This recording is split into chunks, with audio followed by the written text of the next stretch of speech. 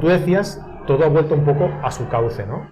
A mí me da la sensación, y yo no era de los que pensaba eso, pensaba todo lo contrario, que el mundo del streaming había llegado para quedarse, pero a lo mejor no. O sea, me da la impresión ahora de que, no sé si es porque aún así no ha llegado a popularizarse tanto por su relativa dificultad o por qué, pero creo que no ha llegado a quedarse tal y como teníamos pensado, ¿no? Por ejemplo, cualquier evento que tú tenías pensado hacer siempre en presencial antes, yo era lo primero en pensar que después de la pandemia tenía que ser ya sí o sí, presencial y online. Y creo que no va por ahí la cosa. ¿Tú qué crees?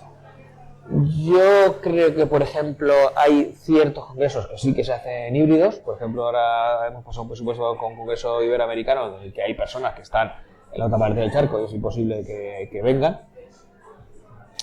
También pienso que una de las razones de que no se comercialice más ese producto, el híbrido, yo no creo que el presencial es sagrado, que tiene que estar, porque son las relaciones. Al final tú la relación la puedes hacer, la haces aquí, en el tú a tú, cuando acaba, cuando estás tomándote almorzando, la relación es fundamental y ahí es donde nace el lazo de confianza, eso está clarísimo.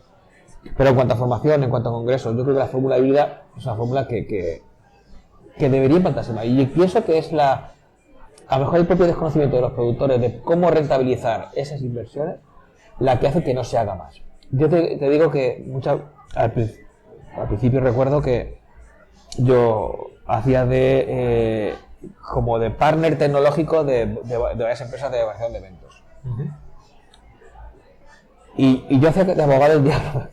De abogado del diablo en el sentido de que yo era el defensor del que estaba detrás en casa, ¿no? Y decía, vale, no, porque vamos a hacer esto, entonces este momento acabará y haremos un cambio, haremos tal. Ya, pero un momento. ¿Y la persona que está allí qué va a ver? O sea, ponemos una cartela, sacamos tal, hacemos una repetición, lanzamos un vídeo para cambiar. ¿Cómo hacemos esa transición? Hay patrocinadores, hacemos una cartela. ¿Cómo hacemos esto, no? O sea, hay que pensar en el espectador que no sabe quién está viendo. ¿Quieres que haga una pantalla múltiple donde esté el PowerPoint? O sea, había que cuidar a esa persona que está afuera, pero es que los propios realizadores, el propio productor del evento no lo sabía. ¿Sabes? Entonces, claro, yo como estaba detrás sabía que desde aquí se ve algo que había muchos... No estaba pensado para eso, sino que habían metido allí el streaming y tú en casa te apañas como sea, ¿no? Hay que cuidar a esa persona. Entonces yo creo que muchas veces ese desconocimiento y ese meternos en un charco que no conocemos hace que no se rentabilice esa opción, que yo creo que se puede rentabilizar. Vale, se puede. Sí, porque bueno, tú ya estás hablando de una producción televisiva de toda la vida. Lo que pasa es que esa producción televisiva se ha popularizado un poco, o sea, se ha hecho más al alcance no de cualquier, pero de más profesionales que no antes, ¿no? Antes era más difícil. Claro, te digo, hemos estado mucho tiempo parados, se podía ver cosas, se podía estudiar cosas, se podía probar cosas. Las cámaras con una cámara normal puedes hacer perfectamente. La Sony ya entras por USB y se ve como una webcam, o sea, quiero decir, ahí se ha popularizado. La dificultad de esto no es que al final la cámara que estés utilizando, sino el producto final, ¿no?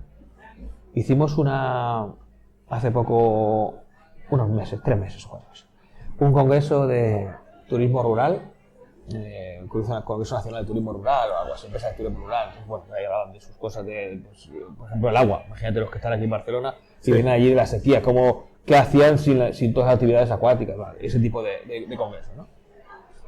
Y nosotros nos llamaron para grabar el congreso. Y yo le dije, mira, la mejor solución para hacer esto es hacer un falso directo. Montamos el equipo, montamos 2 cámaras, una PTZ, montamos los daños del audio y yo te hago una realización en directo.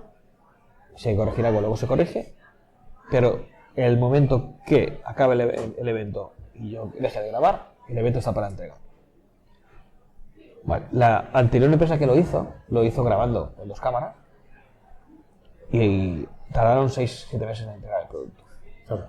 Es que, claro, al final, si tú estás 16 horas grabando, pues estás... Te digo que no es una semana, porque es una semana editando. Porque tienes que verlo todo otra vez. Claro. Entonces, yo creo que al final es rentabilizar las herramientas que tenemos. O sea, ¿hay que hacer streaming siempre? No, pero es que la realización vale para otras muchas cosas.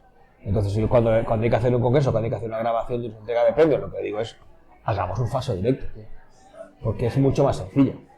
Mucho más sencillo luego tener tu producto a los 2 días. Claro. Entonces, bueno, hay otras opciones que también te ha permitido ese parón que tuvimos, de también hacer ciertos trabajos que antes costaban mucho de editar de una forma más sencilla y más rápida. También tienes que tener el equipo. El equipo ya lo tiene, los cables ya los tiene, las cosas ya las tiene. Pero bueno, vamos a rentabilizar eso. Vamos a darle esa utilidad que también la tiene.